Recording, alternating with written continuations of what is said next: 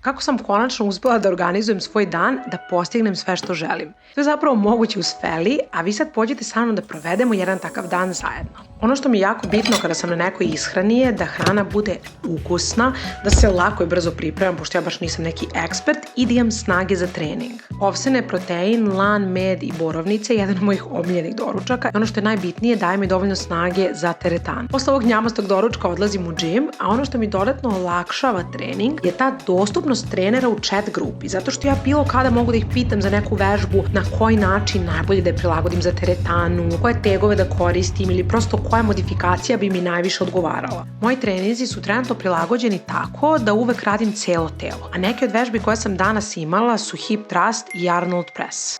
Posle teretana jedan brzinski skok po namirnice. Kao što sam već pričala, moj izazov trenutno osim hrane i treninga je da zapravo budem dosledna svojim planovima i da ostavim dovoljno vremena za sebe. I u tome mi baš pomaže novi Feli izazov koji mi daje smernice i motivaciju kako da rasporedim svoje želje i prioritete, ali ništa previše strogo i rigorozno što bi mi stvaralo neki stres i pritisak, nego baš nekako lagano i super mi ide. Moram priznati da sam baš prijatno iznenađena. A ako i ti imaš ovako nekih nedoumica i planova, moj savjet je da skineš i testiraš Feli aplikaciju. Prvi 7 dana je besplatno, a verujem da će ti značiti kao što i meni znači.